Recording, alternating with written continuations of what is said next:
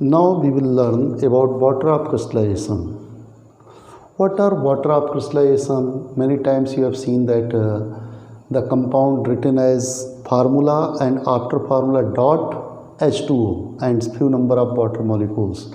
For example, you are seeing here this formula CuSO4.5H2O. What do you mean by this 5H2O? यही water of crystallisation होता है। अब होता तो क्या है, दो टाइप के साल्ट होते हैं, एक हाइड्रेटेड एक एनहाइड्रस सॉल्ट। हाइड्रेटेड सॉल्ट जिसमें वाटर ऑफ क्रिस्टलाइजेशन प्रेजेंट होता है उनको हाइड्रेटेड सॉल्ट बोलते हैं। तो यहाँ पे हम जब बात करें कि वाटर ऑफ क्रिस्टलाइजेशन है क्या, देखिए जब कंपाउंड तो कॉपर सल्फेट है, इस कॉपर सल्फेट के जब ये पैक्ड होते हैं मॉलिक्यूल्स कह सकते हो आप, वैसे आयनिक सब्सटेंस में मॉलिक्यूल्स ना बोल के क्रिस्टल लैटिस में ये आयंस पैक्ड होते हैं, तो बीच बीच में कहीं पे वैकेंट जगह होती हैं, उन जगहों पे वाटर मॉलिक्यूल्स अपनी पोजीशन ऑक्यूपाई कर लेते हैं, जिसकी वजह से जो वाटर मॉलिक्यूल्स सरफेस वाटर नहीं है, ये वाटर ऑफ क्रिस्टलाइजेशन आप सोचो कि कॉपर सल्फेट .5H2O CuSO4.5H2O, तो हाथ पे रख देंगे हाथ गीला हो जाए क्योंकि इसमें पानी गीला नहीं होगा। जो कॉपर सल्फेट के यूनिट सेल्स या आप कह सकते हो मॉलिक्यूल्स हैं, वो एक डिफरेंट पैटर्न में पैक्ड हैं और उन पैकिंग के बीच बीच में जगह जहाँ बचती हैं वहाँ पर कुछ वाटर के मॉलिक्यूल्स उस स्पेस को ऑक्यूपाई करते हैं। तो पर मॉलिक्यूल्स कितने वाटर के मॉलिक्यूल प्रेजेंट हैं, जैसे पर CuSO4 there is 5 water molecules are packed in these spaces. So this structure जो होता है, जो वाटर पैक्ड हो जाते हैं, ये एक कॉपर सल्फेट के क्रिस्टल्स की या किसी और हाइड्रेटेड सॉल्ट है, उसको एक पार्टिकुलर शेप प्रोवाइड करते हैं और शेप के साथ साथ उसका कलर भी होता है। तो शेप और कलर जो प्रोवाइड कर दें काम, ये हाइड्रेटेड सॉल्ट में वाटर की वजह से है। तो यहाँ पे जो हम इसको डिफाइन करते हैं, water molecules which are part of crystal lattice of an hydrated salt are called water of crystallisation. Water of crystallisation gives, अब देखिए क्या करता है water of crystallisation, it gives the shape and colour to an hydrated salt.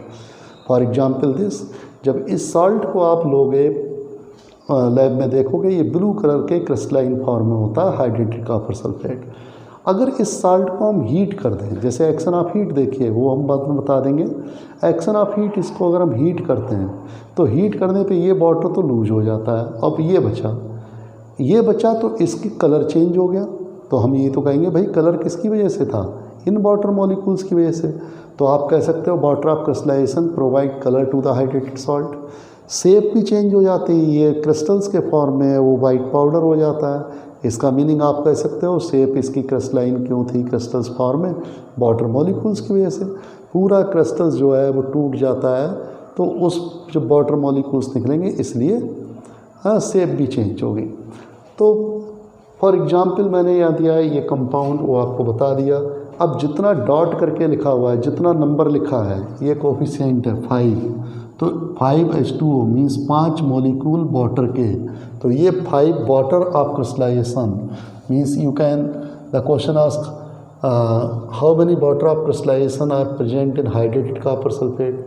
तो आप जितना dot के बाद जितना नंबर लिखा है वो, तो 5 molecule of water of crystallisation. Colour में बता चुका है इसका। अब देखिए action of heat, hydrated salt को हम गर्म करेंगे, हीट करेंगे तो क्या होगा वो एक्शन। तो when an hydrated salt heat करने पे जो वाटर ऑफ क्रिस्टलाइजेशन है वो लूज हो जाते हैं। जब वाटर ऑफ क्रिस्टलाइजेशन निकल जाएंगे तो जो सब्सटेंस है वो एनहाइड्रस हो जाएगा, सॉल्ट एनहाइड्रस हो जाएगा। एनहाइड्रस होगा, उसका कलर चेंज होगा, कलर के साथ साथ उसकी शेप भी चेंज हो जाती है, तो it loses colour and shape on heating hydrated salt, the colour and shape of salt changes. तो ये ब्लू था वो कलरलेस, तो action of heat on hydrated copper sulphate. ऐसे ही इस पर हाइड्रेटेड अब अगर उल्टा, एनहाइड्रस कॉपर सल्फेट को जो हमने पानी मिला दिया और उसको रिक्रिस्टलाइज कर लिया, मीन्स क्रिस्टलाइजेशन।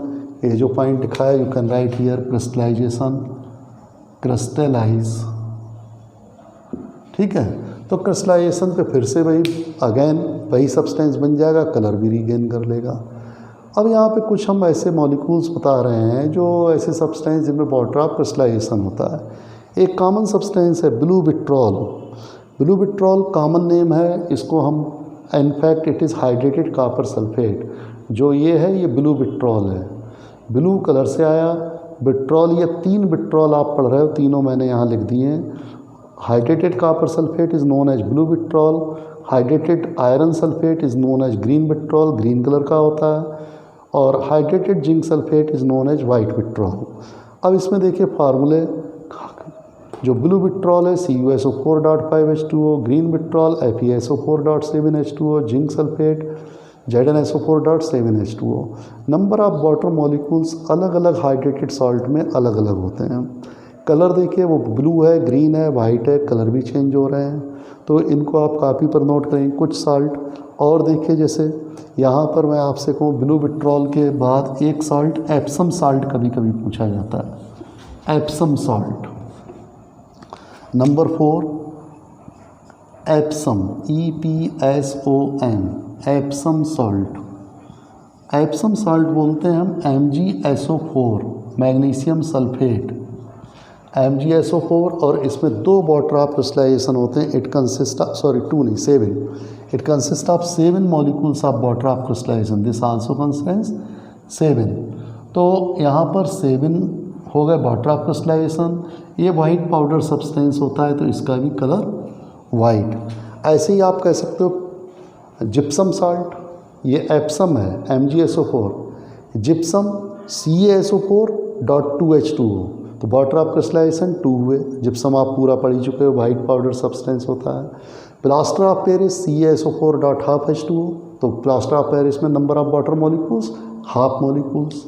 तो इस तरीके से नंबर ऑफ वॉशिंग सोडा बहुत कॉमन है। वॉशिंग सोडा आपने पूरा कंपाउंड पढ़ा है।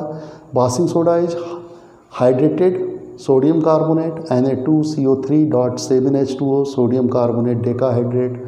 तो these are the some examples of hydrated salt, and number of water of crystallization and color is also there. In this way, this was the last topic of acid, bases and salt. You should note it. Now this chapter is finished.